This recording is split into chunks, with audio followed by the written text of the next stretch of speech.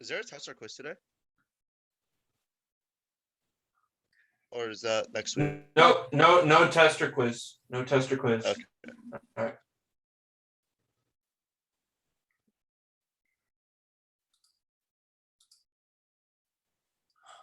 We'll wait a little bit for more people to join. So far, we've got 16.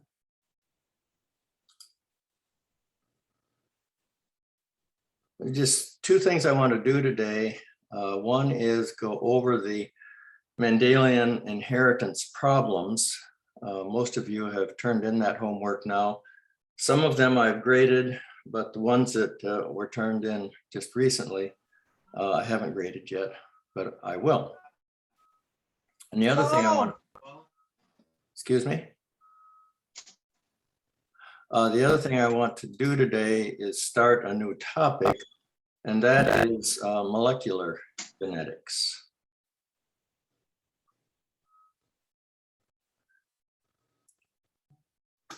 Okay, so let's start. I'll share my screen. And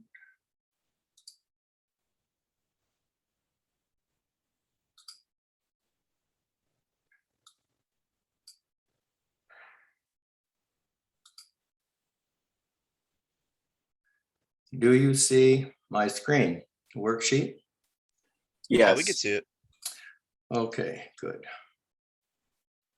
And I hope you can read it. Let me know if you need it bigger.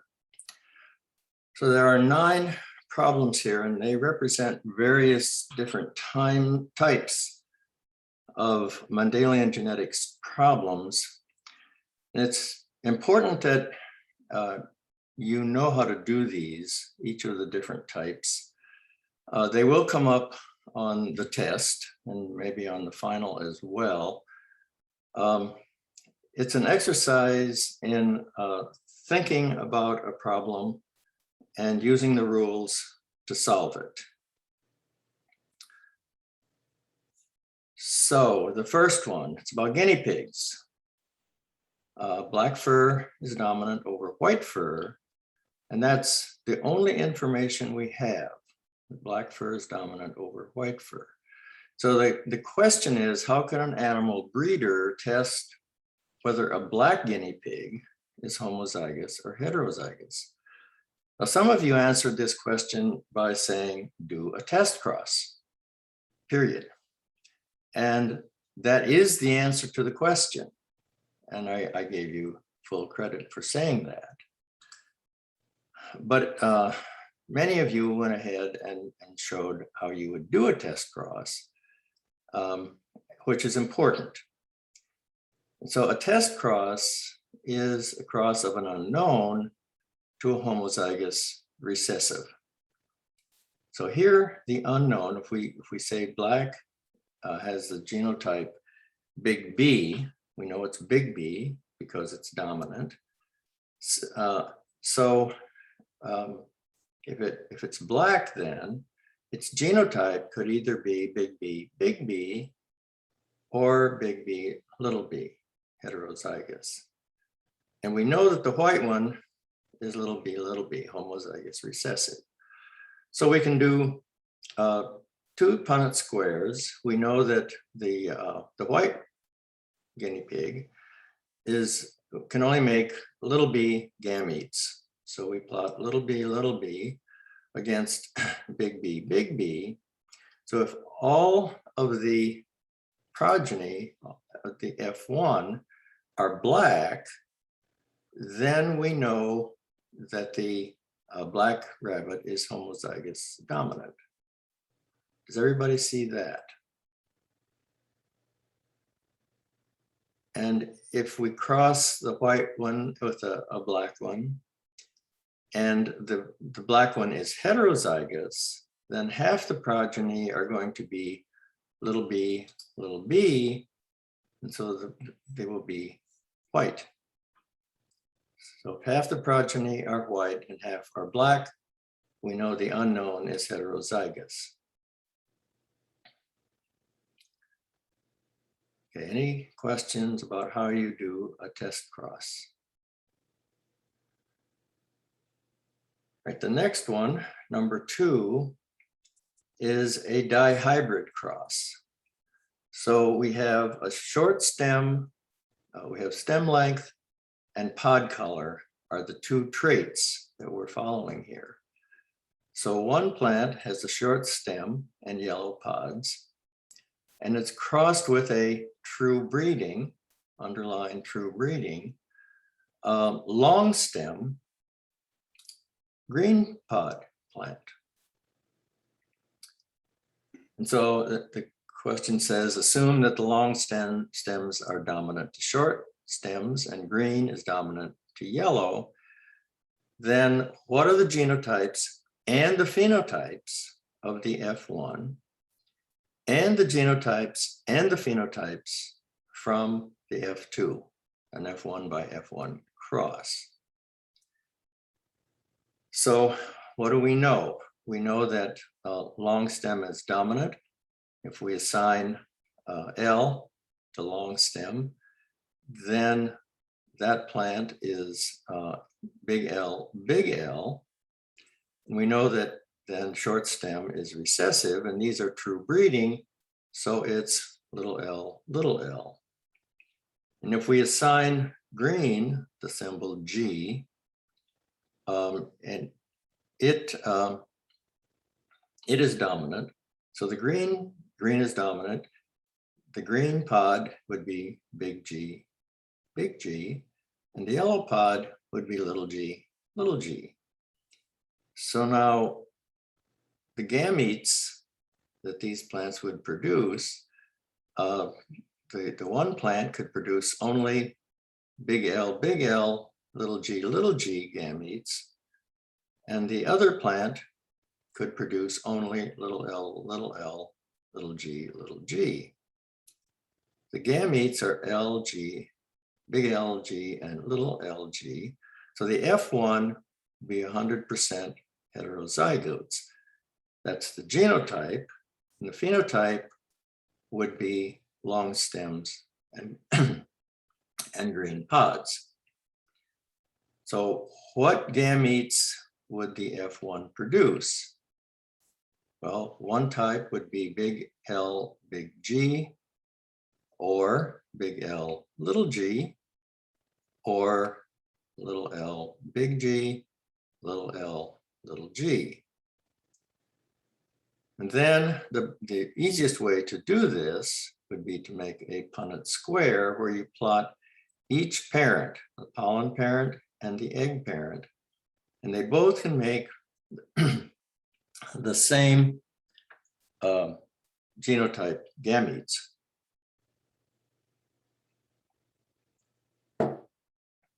So if you set this up and solve it, I won't go through all this, but it's straightforward. Once you have the gametes, it's straightforward solving the problem.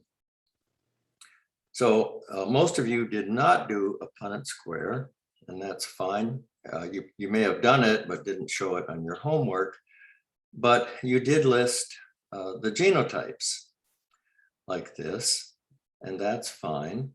And the phenotypes would be 9 long green to 3 long yellow to 3 short green and 1 short yellow. 9 to 3 to 3 to 1 is the ratio in a dihybrid cross. So is everyone clear about this? How you do 2 traits? Does it matter what letter we pick to represent the dominant and the recessive? Like for say, capital A and then lowercase a? Or does it have to be an L? Yeah, that's your choice. As the geneticist, you can choose whatever gene symbols you wish. So it doesn't have to be L, it could be A, it could be X, be anything, any symbol that you choose, as long as you can keep track of it in the cross. Okay, thank you. Sorry, Professor. Yeah. if we do, like, let's say we did the chart, like the protein, just to picture it, do we still have to list them after we do the chart, or is the chart enough? No, if you did the chart, that's enough. Now, I can see that you know how to do it. Okay. The question asks, what are the genotypes and phenotypes? And you can display those in any way that is clear to me.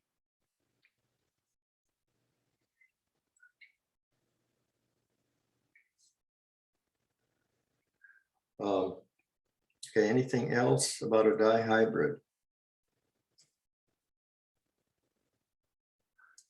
No. Yes, I have a question.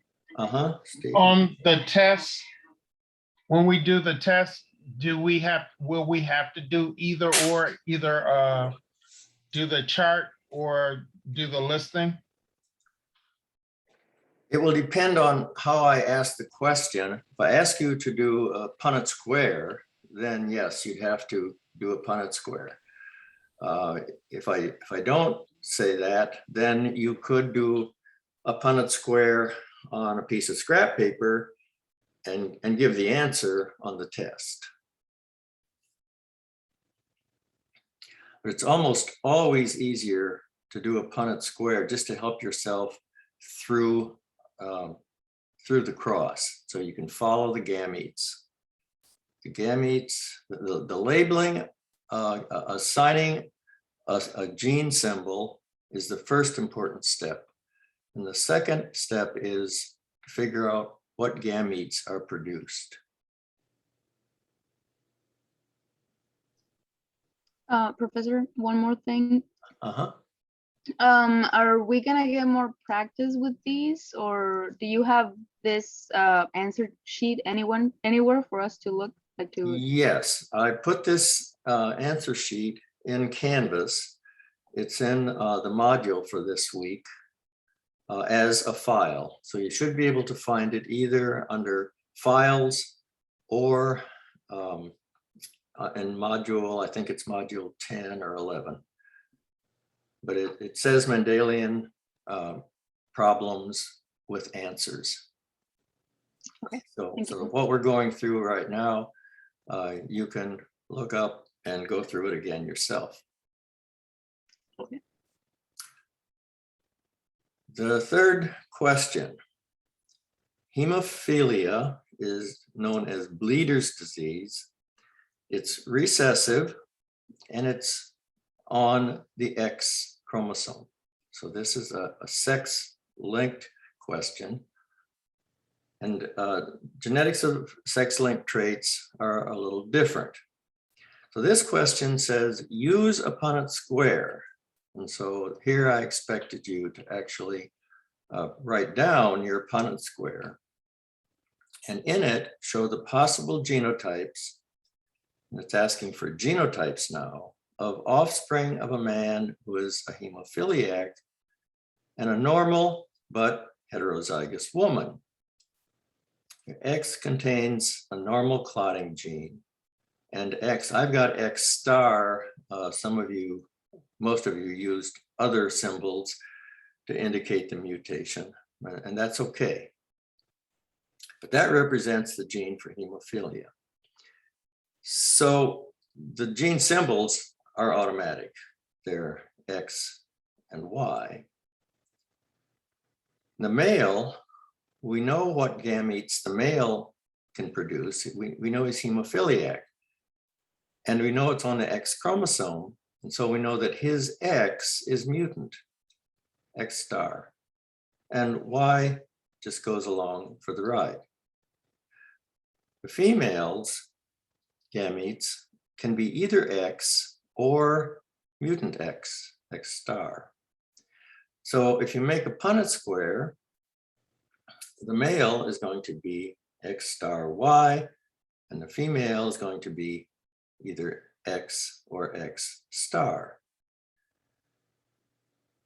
So if an X star sperm fertilizes an X egg, you get XX star, which would be a carrier female. So she does not have the disease, but she's a carrier. If X star sperm fertilizes X star egg, now you have a female XX, both her X's are mutant, so she's got the disease. If a Y sperm fertilizes an X egg, you have an XY, that's a male, and he's normal. If the Y sperm fertilizes an X star, it's X star Y, again, a male, and he's got the disease. So this is really all the question is calling for, the genotypes in a Punnett square. Some of you went on to say that half the progeny would be female and half of those would be carriers. The other half would be male and half of those would be carriers or would have the disease, excuse me. So any questions about sex linkage? Professor, I got a question. Yeah, who's talking? My name's Emmanuel. Matt, okay. Matt. So since the female gametes are already X and X mutant, she's already a carrier, right? Like the parent? Yeah, if she's X star, she's a carrier. She can Okay, only so- have the disease if both of her X's are mutant. Okay, thank you. Okay. Anything else? Okay, the next question, number 4, is also about sex linkage. It's a syndrome, it's a metabolic defect where there's an enzyme missing. And it's a result of X-linked recessive mutation and results in severe symptoms and early death. So the question is, a normal man marries a woman who had a brother who died of this disease. You are a genetic counselor and you want to advise this couple about the likelihood that they would have a baby with the disease. So we know again what the gene symbols are. What are the possible genotype for the woman? Well, we don't, it doesn't really tell us about the woman, but we know she had a brother who died. And so we know that the mutation is in her family. But we don't know if she got the mutation. So she could be either XX, normal, or she could be a carrier, X star. We know, because we know what the brother's genotype had to be, because he died, he had the disease. And the question says that the man is normal. So he does not have the mutation. He's lived to reproductive age, so he can't have had the mutation. He's XY. So there are two possibilities for this couple. If the wife may not be a carrier, she could be a normal XX. And so possibility 1 is the wife is not a carrier. She's XX, in which case all the kids will be healthy. And you can plot this out in a Punnett square and see that that's the case. The other possibility is that the wife is a carrier. That is, she is X star and her husband is XY. If you do this in a Punnett square, you see that 50% of the sons are carriers. Excuse me, 50% of the sons have a chance of disease, and the daughters are all healthy, but half of them are carriers. So you're a genetic counselor, and 50% of the sons here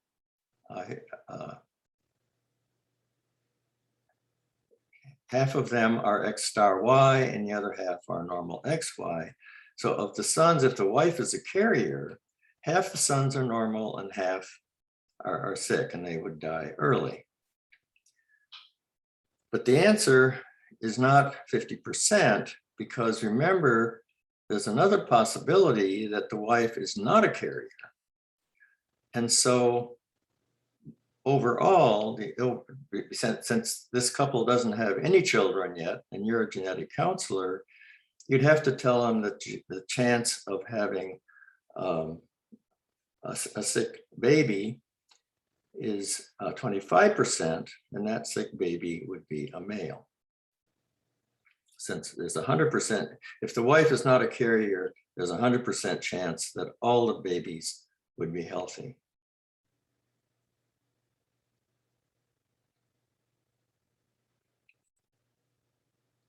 So any question about that?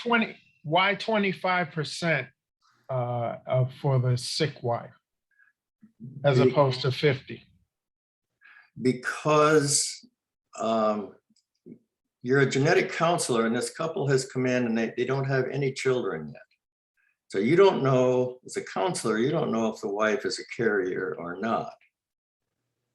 So if she's not a carrier, then there's 100% chance that all the babies will be healthy. But if she is a carrier, there's a 50% that have the 50% chance that half the boys will be sick. And so you know that she's a carrier because the brother died from that. We know there's a 50% chance because of the brother. We know that the mutation Oh, okay. is in her family. I understand. Yeah, 50%. Oh, therefore there is 25%. Got it. Yes. Yeah. So there's only a 50% chance that the wife is a carrier. So as a genetic counselor, you don't have any more information than that. And this couple says, what are the chances we'll have a sick baby? You'd have to account for the fact that she might not be a carrier.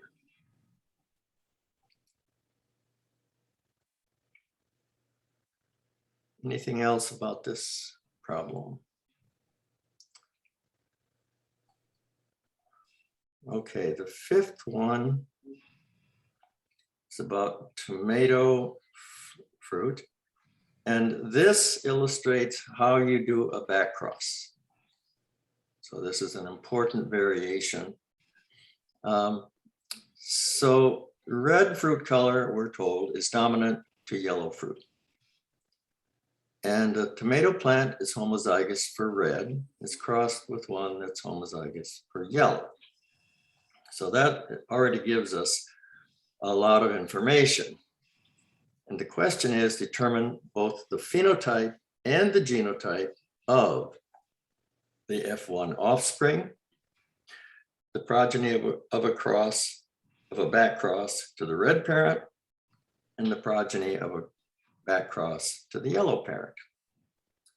So we know that red, and we'll give it the letter R, and it's dominant, so it's big R, and the yellow plant is recessive, so it's little r. The red parent can only make big R gametes. The yellow parent can only make little r gametes. So the F1, if you cross big R times little r, the F1 would be all heterozygotes, and they would all be red. So that answers the B part, the A part, the genotype and phenotype of the F1 is right here. They're all red. They're all heterozygotes. They're all red. But then it asks you to do two back crosses. F1 back cross to the red parent and back cross F1 to the yellow parent. So if you back cross to the red parent, you're crossing a heterozygote, the F1, to the red parent, which can only make big R gametes. So the progeny are all either homozygous dominant or heterozygous, and these would be the genotypes, and the phenotype would be all red.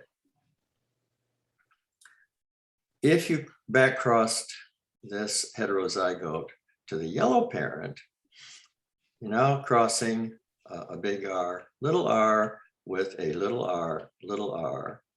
That would give 2 heterozygotes, 2 homozygous recessive, and that would be, the phenotype would be 50% red, 50% yellow.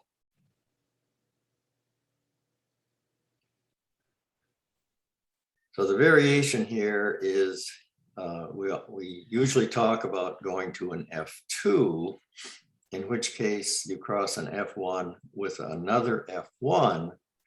In case of a back cross, you cross an F1 with its parent.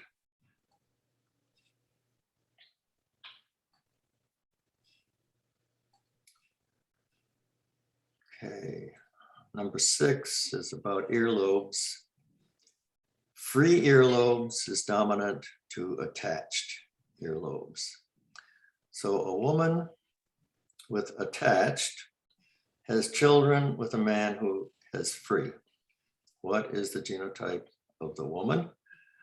Well, I assigned the symbol F for free, big F for free earlobe, and little f for attached. And so since the female has attached, she would be little f. And the male has free, so he could either be homozygous dominant or a heterozygote. So there are 2 possibilities here.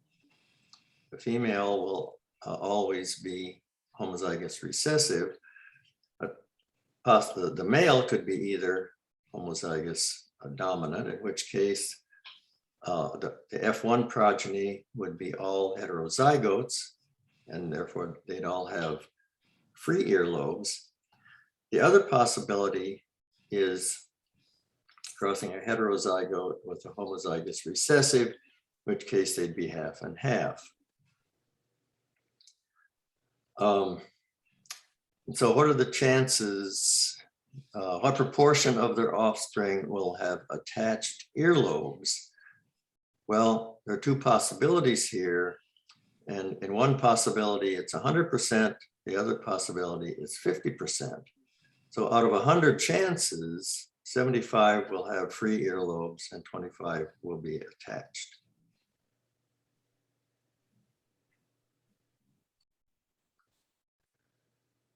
Any question about that one? I don't understand how you came by the 25? right. Well, it's because there are 2 possibilities. And in one possibility, they're all free. They're all free earlobes. And it's only in the other possibility that there's a chance for attached. And so 50% will be attached. So you have Okay. 100% in one case, 50% in another. So you can think about that in 2 ways. One, out of 100 chances, it'll be 75-25, or out of 8 possible combinations, which is 2 8s, which is 1/4 or 25%. Oh, okay.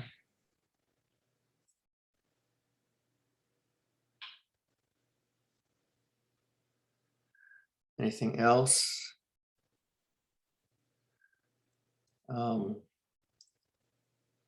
Phenylketonuria.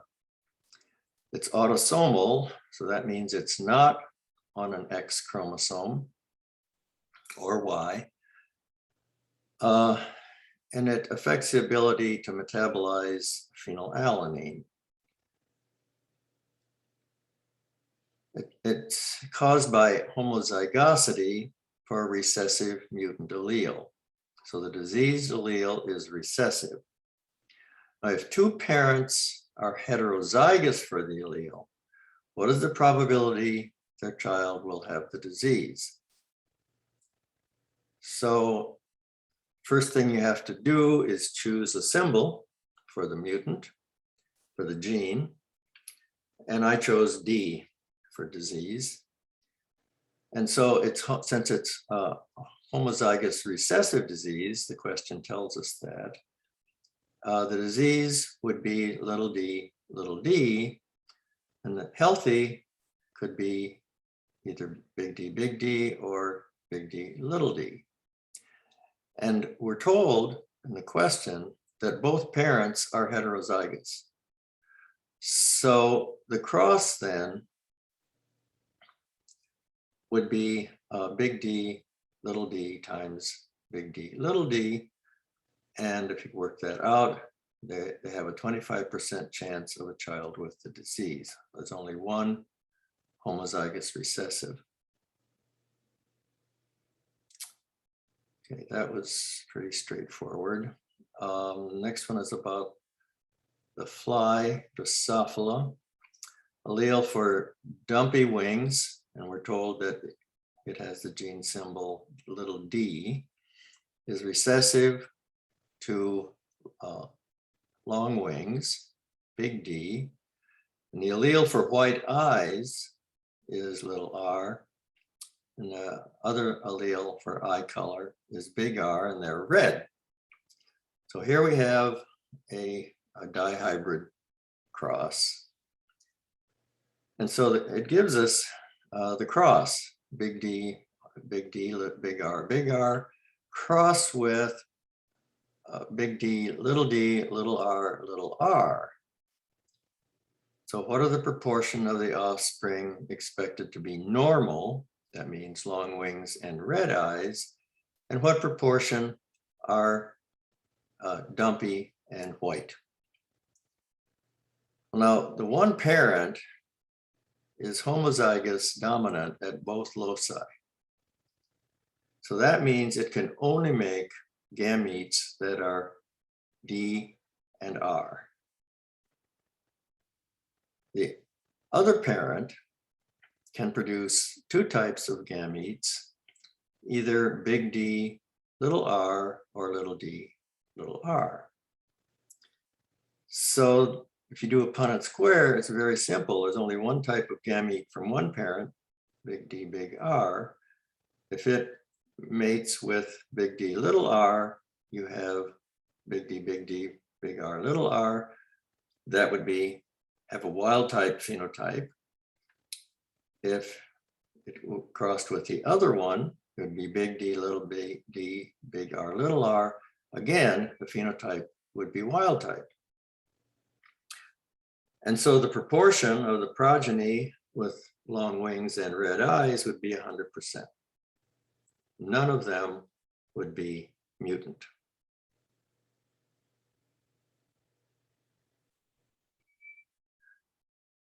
And finally, the last one is an interesting one.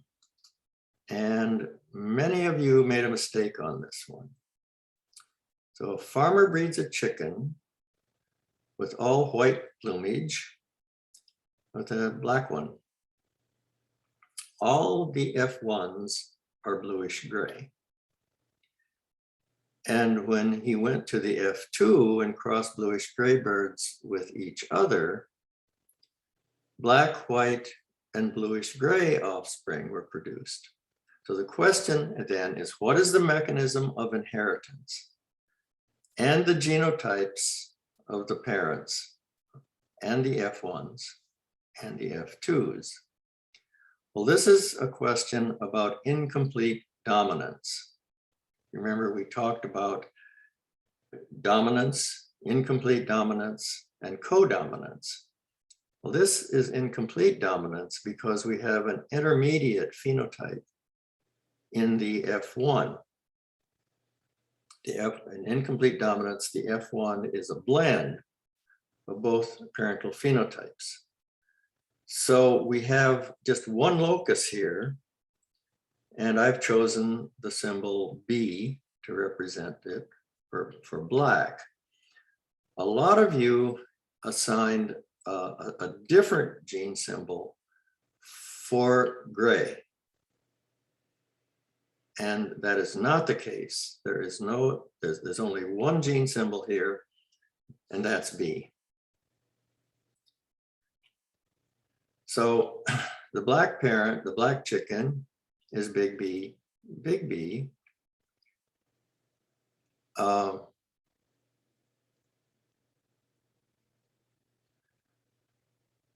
And so if you cross that with a white one, which is little b, you get an F1 that is all alike, and they're all gray. They're not black, they're not white. So the genotype of the F1 is big B, little b.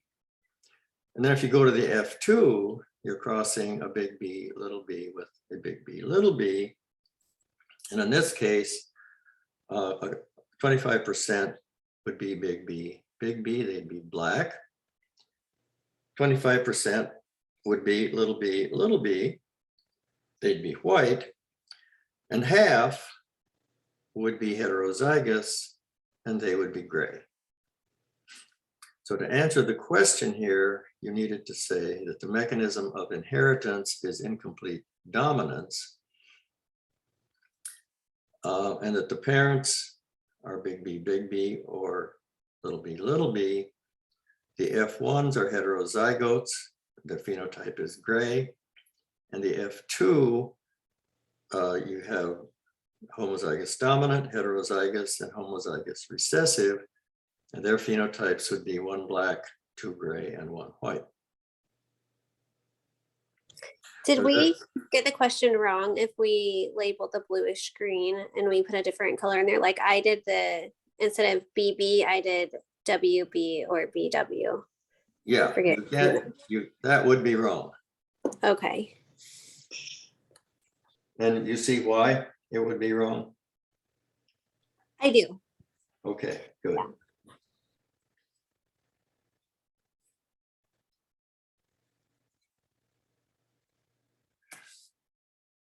Okay, that's all 9 questions. And as I said, this is in Canvas, so you can look it up and review it yourself, which I suggest you do before test 2, because there will be an inheritance, at least one inheritance problem on test 2, maybe more.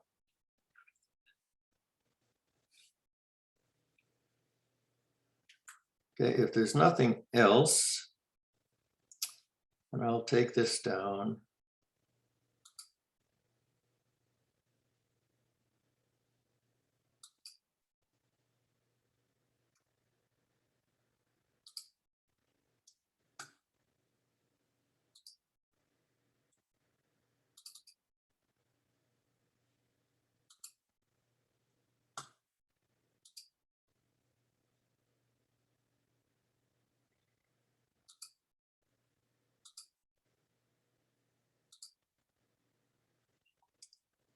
We move to a new topic, molecular genetics.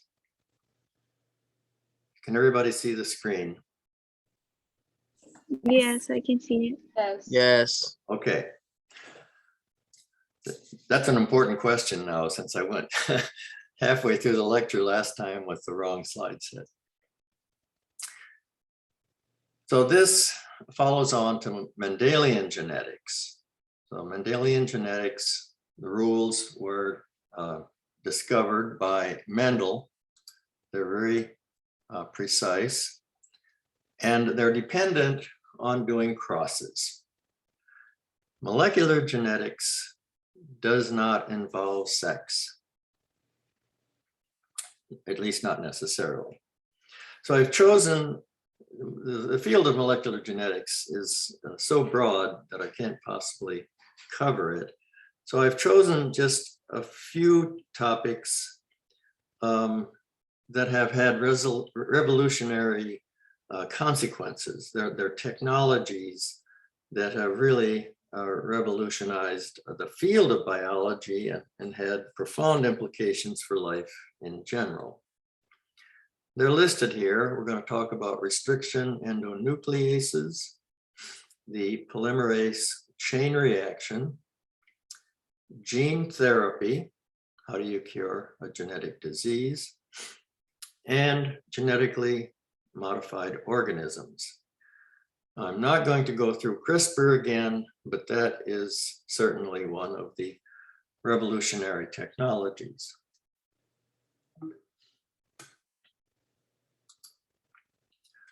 First, restriction endonucleases. These three gentlemen discovered restriction endonucleases back in the 1970s. And they received a Nobel Prize for the discovery because it has enabled molecular biology. Without these enzymes, there would be no field of molecular biology, molecular genetics. So I want to talk first of all about the different kinds of enzymes that digest food. What are the components of food? They're mainly these four items: carbohydrates, fats, proteins, and nucleic acids. And there is a set of enzymes that digest each of these polymers to their monomers. And it's only as monomers that we can use them. So there are carbohydrases that digest carbohydrates. There are lipases, digest fats. Proteases digest proteins, and nucleases digest nucleic acids, DNases and RNases. And these are all pretty non-specific. That is, when a carbohydrate sees a carbohydrate, it just chews it up indiscriminately.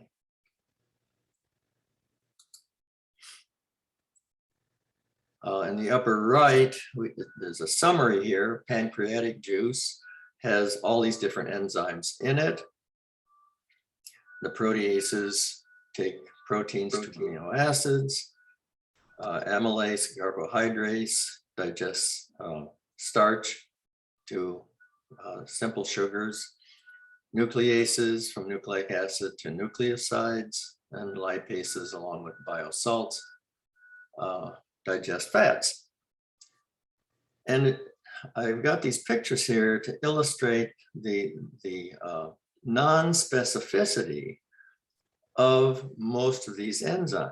So proteases are of two types. They can either cut a protein in the middle, that would be an endopeptidase, or there's another type that chews off the N-terminal ends, aminopeptidase, and another type that chews off the carboxy terminal ends. They're called carboxypeptidases. Similarly, lipases take fats and digest them to free fatty acids. Carbohydrases take these long chains of usually glucose molecules and digest them either starting at the ends or chopping them in the middle. And what I haven't included on this slide is nucleases, because nucleases are different. They can be non-specific, but they can also be specific. And this option for specificity is the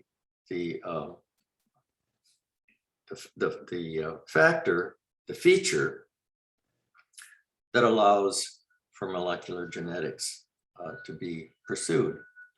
So the non-specific nucleases can be endo or exo, and you see that in the upper right here. An exonuclease chews off one of the strands from one end, either 5' or 3'. Endonucleases chop up nucleic acids by digesting in the middle. And then there are restriction endonucleases. They chop not randomly or indiscriminately, but at specific sites that are designated by the nucleotide sequence at that site.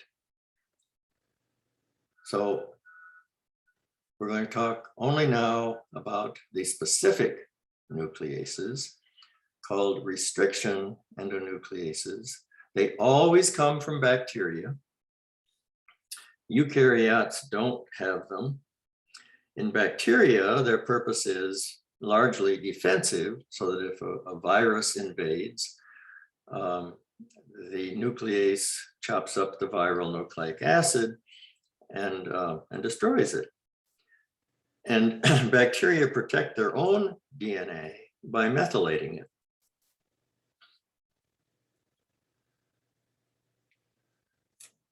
So there are several different classes of site-specific endonucleases. The only type you need to remember is type 2. And that's all I'm going to talk about now is type 2. And DNA ligase, which is needed in molecular biology because, as you remember, if you cut a DNA strand, you have to stitch it back together again at some point, and that requires a ligase.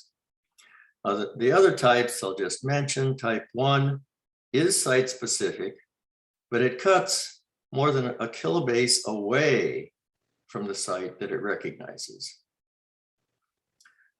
Type 3 has a complicated recognition site, but it also does not cut at the recognition site. It cuts some distance away. Type 4 recognize methylated DNA. We're not going to talk about that. Type 5 I have indicated here because type 5 enzymes use guide RNAs. So instead of looking for a specific nucleotide sequence, they use a guide RNA to take them to a specific sequence and then cut it. So CRISPR-Cas9 is an example of a type 5 restriction enzyme. Okay, enough said about that. We're just going to go now look at type 2. Now, the naming of restriction enzymes is very confusing.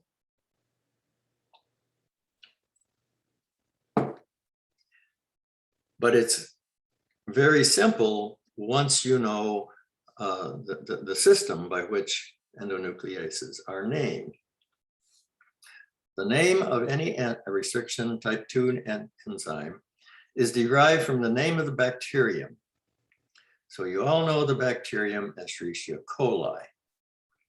It produces a number of type 2 enzymes, and they're named ECO. The E comes from the first letter of the genus, and the CO comes from the first 2 letters of the species. So the first restriction enzyme discovered in E. coli is called ECO-R1. The next one discovered is called ECO-R2. There are quite a number of them. For example, ECO-R5. Now, similarly, there are restriction enzymes from Haemophilus influenzae, and they're called HIN, for example, ND3. Bacillus ameloliquefaciens, BAM H1, Staphylococcus aureus, SAW3A, Proteus vulgaris, PVU2. So you get the idea that the naming is very simple, and it is no longer an issue once you know where the names come from.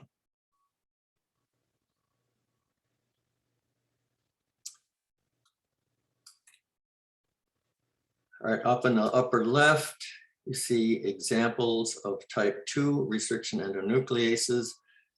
On the left side here, this column indicates the length of the recognition site.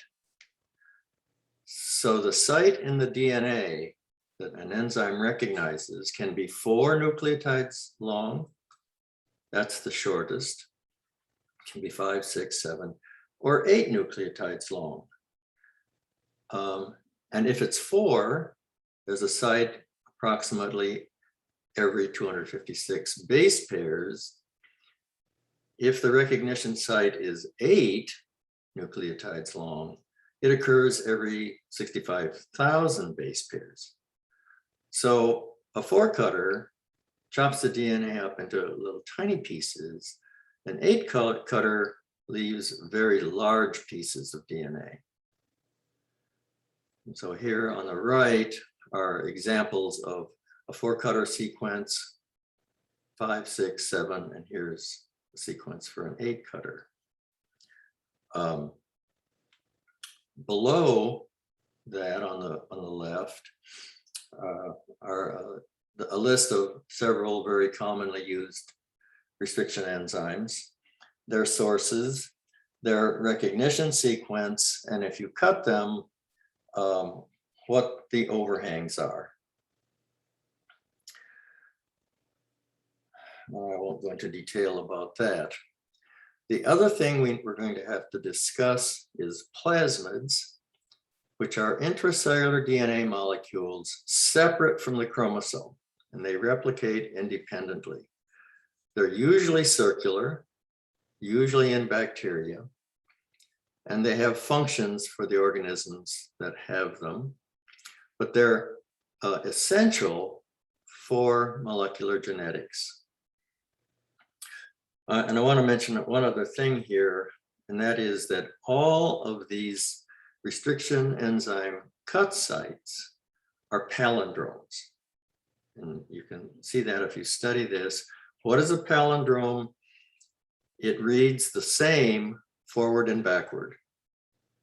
If you put that in terms of letters you can understand, here's one: a man, a plan, a canal, Panama.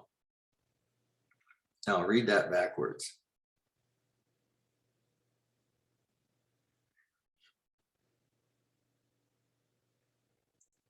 You see that it reads the same?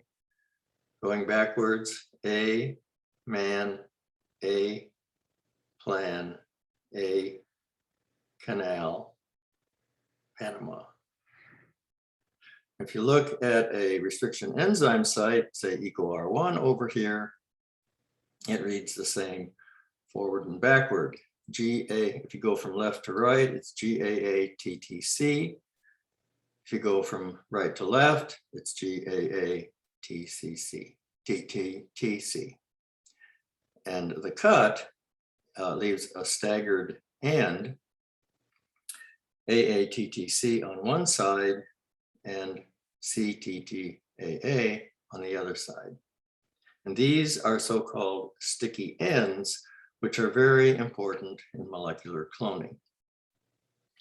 So does everybody see what a palindrome is and how it reads the same forward and backward?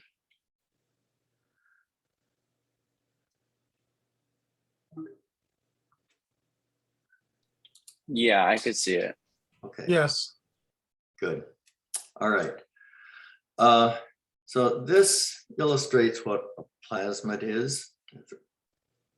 In the case of a bacterial cell, here is the bacterial chromosome.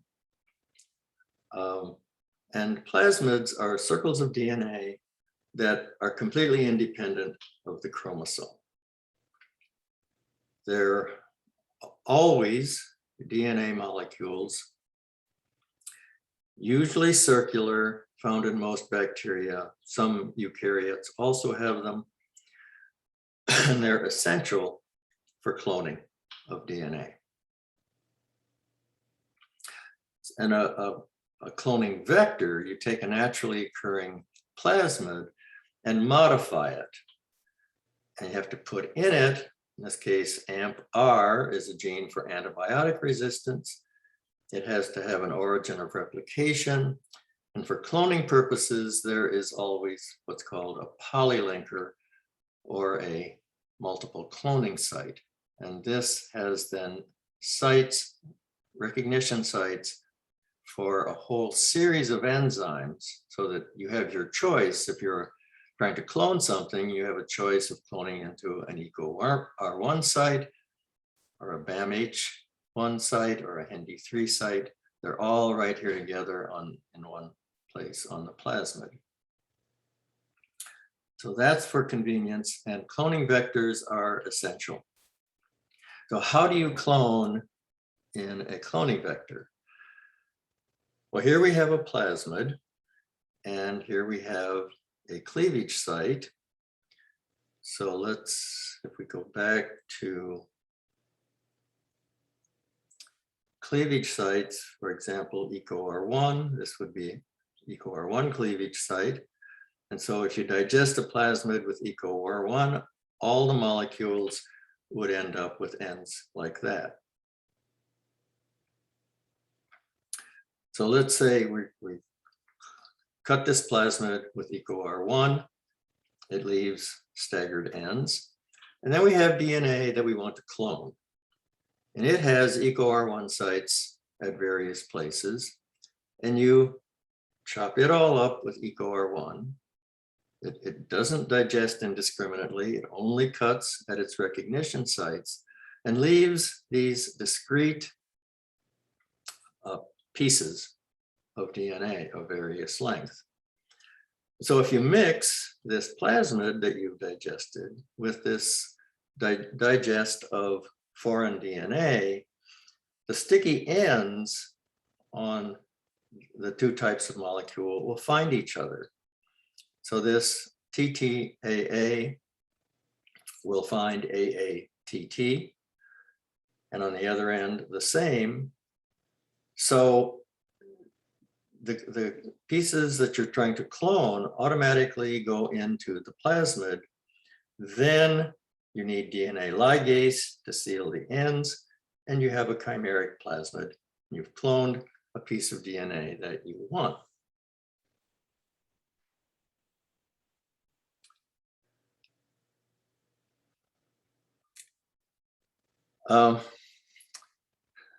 So very often you'll want to, your molecular biologists want to make a library. They want a representation of all the genes in an organism. And to do that, the first step, and I've got the procedure, the steps in the procedure listed here on the left. But you start not by isolating DNA, but by isolating messenger RNA. And the reason for that is, if you remember when we talked earlier about the constitution of a genome, it's 98% non-coding, that is, it doesn't code for proteins. So if you just want to study the genes of an organism, you only want the genes that code for proteins. And that's reflected in mRNA. So instead of isolating all the DNA, you isolate just the mRNA. But mRNA is very unstable. It's single-stranded. It can't be cloned. It's very difficult to work with. So what do? You reverse transcribe it to DNA. We talked about this before for many years after the discovery of the structure of DNA. The so-called central dogma was that DNA is always transcribed to RNA, and that's always translated to protein. But in the 1970s, molecular biologists discovered that this first step is reversible. RNA can be converted back to DNA with an enzyme called reverse transcriptase.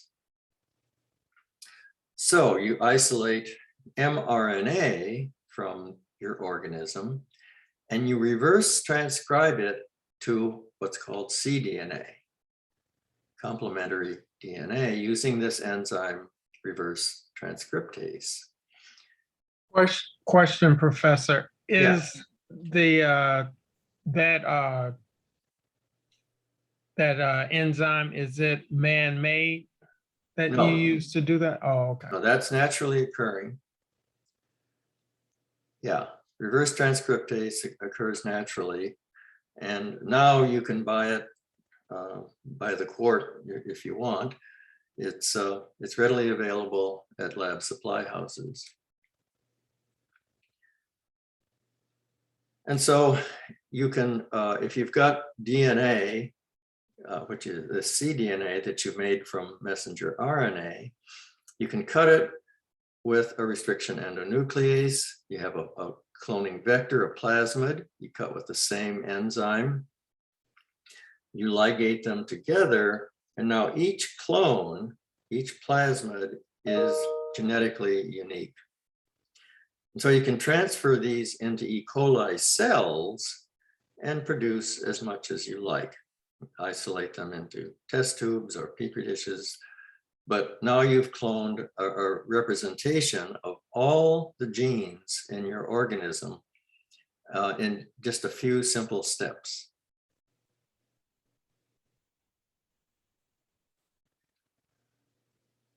Okay, so some uses of restriction enzymes.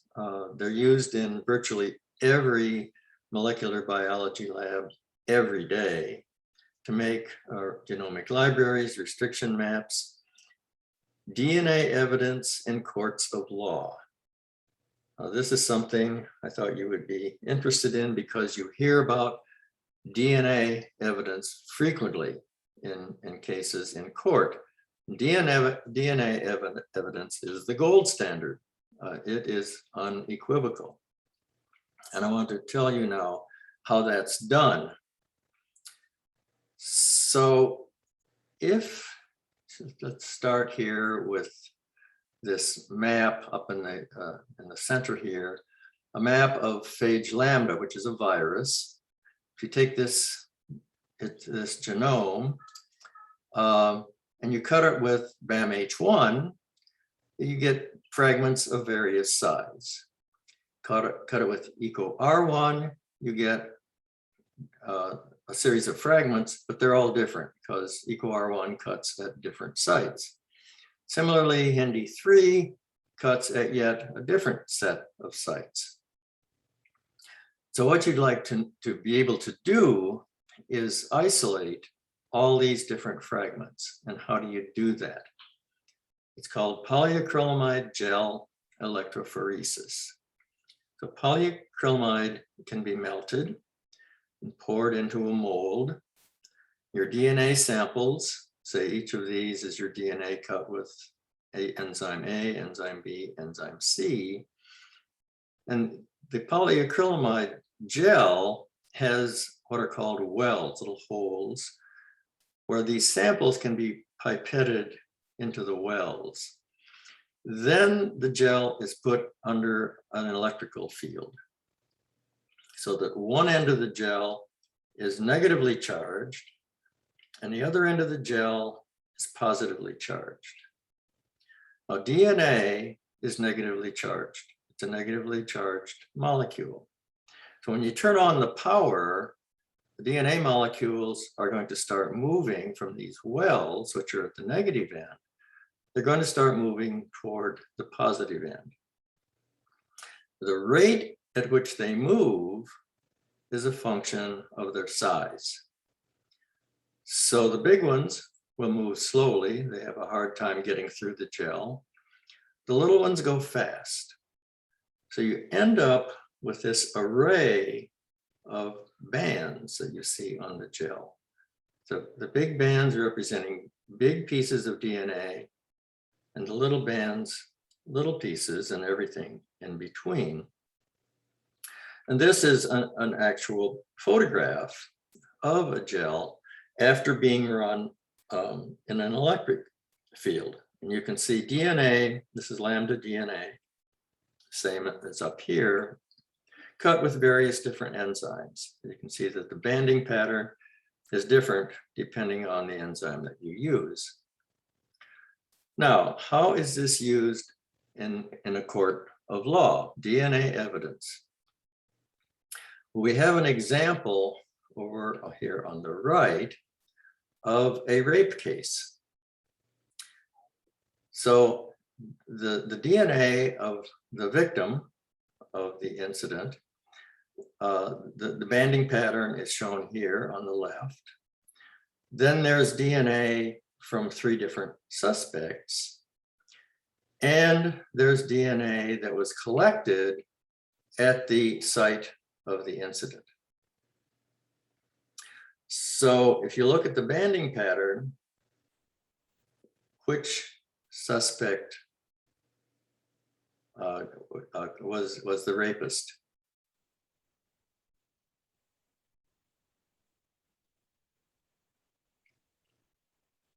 Suspect A. Excuse me? Suspect A too. Yeah, suspect A, because the banding pattern is exactly the same in suspect A as the DNA from the site of the rape. So this is unequivocal evidence that it was suspect A and nobody else. And DNA evidence is now accepted in all courts of law as the final evidence. And you've probably read in newspaper stories, many, many cases of people who have been in jail for years, and they're finally vindicated based on DNA evidence. So now you know, when you hear about DNA evidence, now you know how that evidence is obtained. I got a quick question. Yeah. This is Anthony Emilo. For step number 3, where you load the samples into the gel, so those are 3 different compartments that are like tubular, or it's kind of hard to see. Yeah, it is kind of small. Are the wells tubular? Yeah, are those like 3 separate compartments? Like they're not interacting with the other enzymes and stuff Right. like that, right? Right. So when you pour this gel, you melt the polyacrylamide so it's liquid. You pour it in this mold, and then you see this gray bar here. Yeah. You see it has 3 little projections on one end. Yes. Those, when the gel hardens, they make the wells. Oh. So then you take this mold, or take this bar out, and it leaves 3 little holes here. Okay. And when they use this, like, why do they use this type of gel? Is it just because it hardens and makes the well, or is there like a chemical property that is also useful? Polyacrylamide is used because yes, it has the chemical properties that lend themselves to this purpose. So it's easy to melt. It forms discrete holes, and DNA molecules move through it at different rates depending on their size. Okay, I see. Got you. That makes sense. Thank you. Yeah, so make sure everybody understands the principle of the separation of fragments. So these samples are mixtures of DNA fragments of different sizes, and you put them in these wells, turn on the power, and DNA will start to move because they're always loaded in at the negative end, electrically negative end, and they'll move toward the positive end. But then they separate because the big fragments have a hard time getting through this polyacrylamide gel. So they'll move very slowly. The little fragments don't have as much trouble, and so they move fast. So usually you run a gel for maybe 2 or 3 hours, depending on the sample that you're separating. But gels run fairly fast, and you get the result soon. And then you can stain this lambda digest is stained with some substance that shows up the DNA. And sorry, another question. I know this is used for forensic, but is this method typically to compare just different DNA samples in general? Yeah. So yeah, very often if you're looking, like in this case, this virus DNA is chopped up, and you can compare different digests, but sometimes you want a particular fragment. So supposing you wanted this fragment 5626, and you know which one it is on this gel, you can take a scalpel and cut this band out and put it in a buffer solution. The DNA will come out of it, and now you can use it. And the reason you can is because of the next technology I'm going to talk about, and that is PCR. Got you. Thank you. Polymerase chain reaction. Now we're out of time, but polymerase chain reaction is another technology that has had profound effects on biology. It's used all the time. In fact, we're out of time now, but next time I will tell you that when you hear about testing kits for coronavirus, the very best testing kits are based on PCR.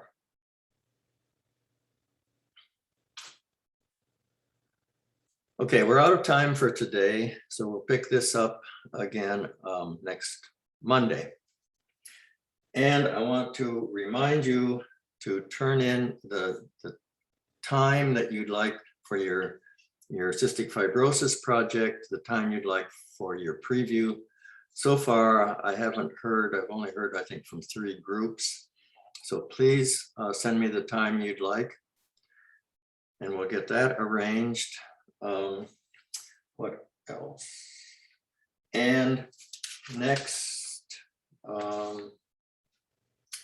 Monday, I'm going to take as much time as we need to talk about the questions that you submit for test 2. So we're just going to have a discussion, any topic that you'd like to discuss relevant to the test 2 subject matter. Remember, test 2 is a week from today, and it will cover everything since test 1. So that means everything from mutations to Mendelian genetics. There will not be anything about molecular genetics on test 2. But I was just about to ask that. yeah, and Mendelian genetics, yes. Molecular genetics, no. Okay, anything else before we go? Professor, Yes. I have a question about the exam. So when we will have our next exam? the test Yeah. 2? It's a week from today, next Wednesday. Okay, so we don't have to come like to the, it will be on class time, right? Yeah, there'll be no class time on Wednesday. You'll have all day to take the test, and it will be 75 minutes. Okay. With, 2 attempts allowed. And okay, so make sure that you submit any questions that you'd like discussed. It's an assignment in Canvas. So you just click on that assignment, type in whatever questions you might have on any of the topics, and we'll discuss them. They're due on Saturday night, so that I have time on Sunday to collate them and arrange them for discussion on Monday. So Monday we'll do 2 things. We'll spend the entire period discussing your questions. If there's time left beyond that, we'll continue with this slide set on molecular genetics.